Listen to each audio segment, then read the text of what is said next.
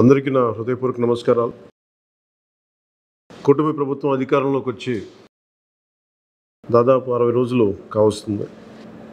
నేను పంచాయతీరాజ్ శాఖ, అటవీ శాఖ బాధ్యతలు స్వీకరించిన తర్వాత పంచాయతీ శాఖకు సంబంధించి చాలా రివ్యూలు చేశాం. రూరల్ వాటర్ సప్లై, రోడ్లకు సంబంధించి చాలా రిపోర్ట్స్లో తెలియజేస్తూనే వచ్చాను. ఏ స్థాయిలో నిధులు సరిగ్గా పంపిణీ జరగలేదు, వచ్చినా దాని దుర్వినియోగం జరిగినాయి. ఈ పరిస్థితుల్లో కూటమి ప్రభుత్వం చాలా చిత్తశుద్ధితోటి ఈ పంచాయతీరాజ్ వ్యవస్థని బలోపేతం చేయాలి అని చెప్పి చాలా బలమైన నిర్ణయం తీసుకున్నాం. దాంట్లో భాగంగానే 3 కీలకమైన నిర్ణయాలు తీసుకున్నాం. ఒకటి, ఆగస్టు 15 ఈ జెండా పండుగకి సంబంధించి. 2, మనకి జాతీయ ఉపాధి హామీ పథకానికి సంబంధించి ఒకటే రోజున 13,326 పంచాయతీల్లో గ్రామసభ తీర్మానాలు జరగాలి. ఆ దిశగా అడుగులు వేస్తూ ఉన్నాం. ఈ గ్రామసభ తీర్మానం అంటే ఏంటంటే, జాతీయ ఉపాధి హామీ పథకం ద్వారా వచ్చే కేటాయించిన పనులకు కానీ నిధులకు కానీ ఆ ప్రజాప్రతినిధులు, ఆ ఎమ్మెల్యేలు కానీ, గ్రామ సర్పంచులు కానీ, పంచాయతీ సర్పంచులు కానీ, ఆ పంచాయతీలో ఉన్న ప్రజలు కూడా అందరూ ఏకగ్రీవంగా అంటే ఏ పనులు జరగాలి, జాతీయ ఉపాధి హామీ పథకానికి సంబంధించిన ఆ పనులకి మన గ్రామాల్లో ఏ పనులు జరగాలి, ఏ పనులకి ఆ నిధులు కేటాయించాలి, ఈ దృష్టిలో గ్రామసభ తీర్మానం జరుగుతుంది. విడివిడిగా కాకుండా ఒకటే రోజున 13,326 పంచాయతీల్లో ఒకటే రోజున గ్రామసభ తీర్మానాలు జరగాలని కీలకంగా ఆదేశించడం అయినది. ఆ విధంగా ముందు ఒకటి చేస్తూ ఉన్నాం. రెండవది, జల్ జీవన్ మిషన్. అంటే ప్రతి ఇంటికి కుళాయి అనేది ప్రధానమంత్రి గారి ఆకాంక్ష, ఆశయం. ఏ ప్రభుత్వం కనీసం మానవ హక్కు ఇది. అలాంటి జల్ జీవన్ మిషన్కి సంబంధించి గత 5 సంవత్సరాలుగా ఎక్కడ కూడా సంతృప్తికరంగా గత ప్రభుత్వం చేయలేదు. రాష్ట్రంలో గ్రామీణ తాగునీటి సరఫరా ఇది అసలు ఏ స్థాయిలో ఉంది? ఉదాహరణకి జల్ జీవన్ మిషన్ కింద ఒక దాదాపు 27,000 కోట్లు ఖర్చు చేయాల్సి వస్తే గత ప్రభుత్వం 4,000 కోట్లే ఖర్చు చేస్తుంది. ఆ 4,000 కోట్లు ఖర్చు కూడా పెట్టిన విధానం ఏ స్థాయిలో ఉంది? నిజంగా నీటి సరఫరా అవుతుందా? ఉదాహరణకి చాలామంది ఎమ్మెల్యేలు అందరూ కూడా నా దృష్టికి తీసుకొచ్చిందా కూడా, నాకు వాళ్ళు ఇచ్చే ఈ పిటిషన్స్ కానీ ఇవన్నీ కూడా ఏం తెలియజేస్తున్నాయంటే, పంచాయతీల్లో కానీ గ్రామాల్లో కానీ జేజే మిషన్ కింద పైప్ లైన్లు వేశారు, కానీ దానికి ఆ నీటి సరఫరా ఉండే ఇది లేదు, దానికి వాటర్ సోర్స్ లేకుండా పైప్ వేసి వెళ్ళిపోయారు. అంటే దీని వెనక ఏమనిపించిందో, నిజంగా ఏదైనా వీళ్ళు డబ్బులు చేసుకోవడానికి పైప్ లైన్లు వేసి వదిలేశారన్నది ఆలోచన వచ్చి దాని మీద ఏం ఆదేశించాం పంచాయతీరాజ్ శాఖ ఉన్నతాధికారులందరినీ ఏంటంటే, అసలు రాష్ట్రంలో గ్రామీణ తాగునీటి సరఫరా పరిస్థితి ఎలా ఉంది, ఎన్ని గ్రామాలకి పైప్ లైన్స్ బాగున్నాయి, నీటి సరఫరా స్థాయి ఎలా ఉంది, రోజుకి ఎన్ని లీటర్లు నీళ్ళు వస్తున్నాయి, అలాగే ప్రస్తుత పరిస్థితి తెలుసుకోవడానికి దాదాపు ఒక 12 అంశాల మీద మేము సర్వే చేయమని ఆదేశించాం. దీన్ని పల్స్ సర్వేగా మీ దృష్టికి తీసుకొస్తున్నాం. ఇది పల్స్ సర్వే చేపడుతున్నాం. దీంట్లో వచ్చిన డేటా ఆధారంగా జల్ జీవన్ మిషన్ని కూటమి ప్రభుత్వ ఆధ్వర్యంలో అత్యంత పకడ్బందీగా ప్రణాళిక రచన చేయడానికి ఈ సర్వే నిర్వహిస్తున్నాం. ఒకసారి ఈ డేటా పాయింట్స్ అన్నీ రాగానే ఏ పంచాయతీల్లో నీళ్ళు వస్తున్నాయి, ఏ పంచాయతీల్లో పైప్ లైన్లు డ్యామేజ్ అయినాయి, అసలు గత ప్రభుత్వం చేసిన 4,000 కోట్ల రూపాయల ఖర్చు నిజంగా ఆ ఉద్దేశింప పనులకి జరిగిందా లేదా, వీటన్నిటిని కూడా ఈ పల్స్ సర్వేలు మనకి తెలిసి వస్తాయి. దీని సమూలంగా ప్రజలందరికీ సమీప భవిష్యత్తులో తెలియజేస్తాను. అలాగే గ్రామ పంచాయతీలు, పంచాయతీరాజ్ వ్యవస్థ బలోపేతం కావాలంటే సర్పంచ్ వ్యవస్థ చాలా కీలకమైంది.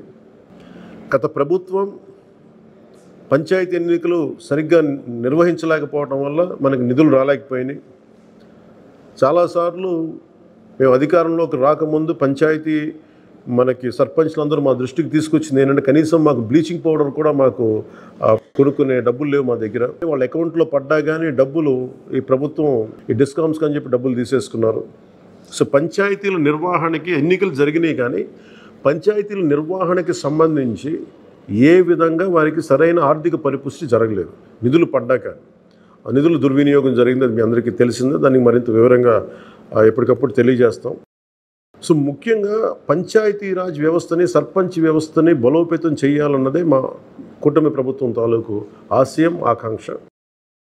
దాంట్లో భాగంగా ఇప్పటిదాకా గత 30 సంవత్సరాలుగా, గత 1990 నుంచి ఇప్పటిదాకా ఎప్పుడు మన 15 ఆగస్టు పండగ జరపడానికి ఇప్పటిదాకా నిధులు ఎప్పుడు సమకూర్చలేదు.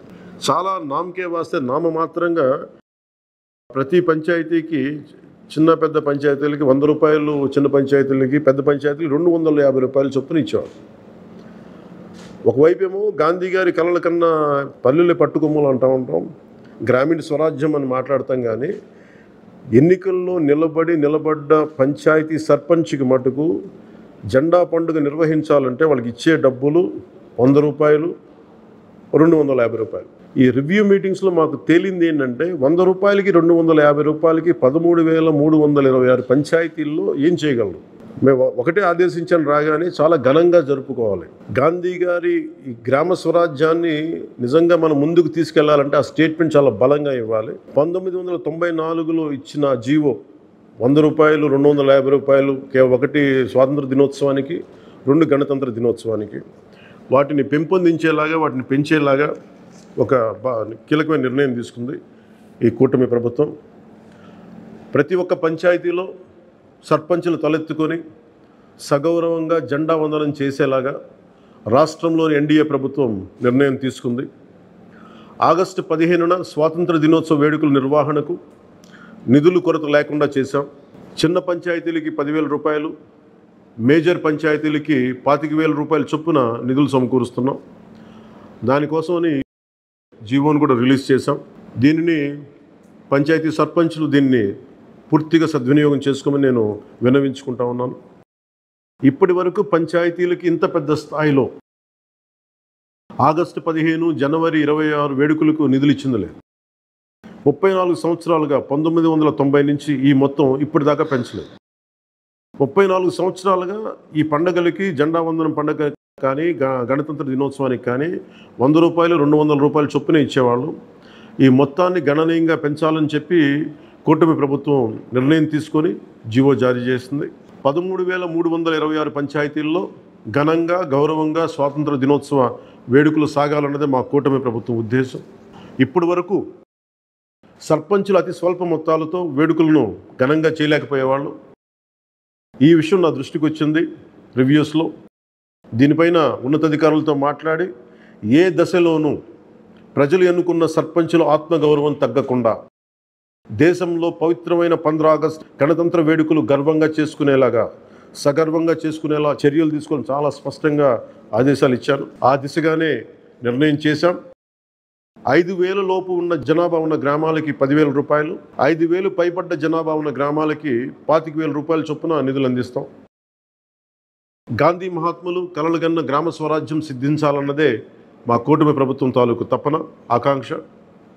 అందులో భాగంగానే పంచాయతీలకి తీర్చిదిద్దే ప్రక్రియకు శ్రీకారం చుట్టాం. ఈ ఆగస్టు 15 నుంచి పారిశుద్ధ నిర్వహణ, రక్షిత తాగునీటి సరఫరా, మౌలిక వసతులతో కల్పనతో గ్రామాలు సర్వతోముఖాభివృద్ధి దిశగా అడుగులు వేస్తున్నాం. గౌరవ సర్పంచులందరికీ నా విజ్ఞాపన, ప్రభుత్వం నుంచి విన్నపం, ఆగస్టు 15 నాటి వేడుకల్లో అందరి భాగస్వామ్యం ఉండాలి. పంచాయతీ పరిధిలోని పాఠశాలల్లో వ్యాసరచన, క్విజ్, డిబేట్ పోటీలు, క్రీడా పోటీలు నిర్వహించాలని కోరుకుంటా ఉన్నాం. ఉపాధ్యాయులు భాగస్వామ్యంతో వీటిని నిర్వహించాలని కూడా ఆదేశాలు ఇచ్చాం. గ్రామంలో స్వాతంత్ర సమరయోధులు, రక్షణ రంగంలో పనిచేసిన వారు, ముఖ్యంగా పారిశుద్ధ్య కార్మికులకు సత్కారాలు చేయాలి. గౌరవ ప్రధానమంత్రి గారు ఇప్పుడు కూడా పారిశుద్ధ్య కార్మికులకి ఏ స్థాయిలో గౌరవించారో అందరికీ తెలిసిందే. రాష్ట్ర ఎన్డీఏ ప్రభుత్వం కూడా ఆ దిశలోనే గౌరవ ముఖ్యమంత్రి శ్రీ నారా చంద్రబాబు గారి ఆధ్వర్యంలో పారిశుద్ధ్య కార్మికులకు అదే గౌరవం ఇవ్వడం జరుగుతుంది. సో ఈ విధంగా మేమందరం బలంగా, చాలా కీలకంగా పనిచేస్తూ ముందుకెళ్తున్నాం. దీని అందరికీ ప్రజలందరూ ఆశీస్సులు కావాలి.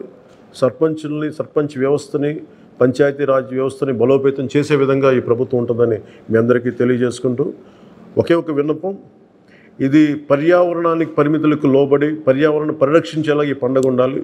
ప్లాస్టిక్ వాడటం కంటే కూడా జెండాలకి ఆల్టర్నేట్గా మన ముఖ్యంగా మన చేనేత జెండాలు ఏదైనా వాడండి. అలాగే ఇప్పుడు నేను పెట్టుకుంది కూడా పర్యావరణానికి హాని కలిగించింది ఇది. దీంట్లో సీడ్ ఉంటుంది, దీంట్లో ప్లాంట్ అని చెప్పి ఒక సంస్థ ఏదో ఉంది, వాళ్ళు ఇచ్చింది. మేము ఈ స్థాయిలో మీకు దొరికినంత దాంట్లో పర్యావరణాన్ని పరిరక్షించేలాగా ప్లాస్టిక్, మన జెండా పండుగ అని చెప్పి ప్లాస్టిక్ అంతా రోడ్ల మీద పడేస్తాం. అలా కాకుండా చాలా బాధ్యత తొందరగా జరుపుకోవాలి అని తెలియజేసుకుంటూ సెలవు తీసుకున్నాను. జై Hind. Thanks for watching. Please subscribe our Spy News Live channel.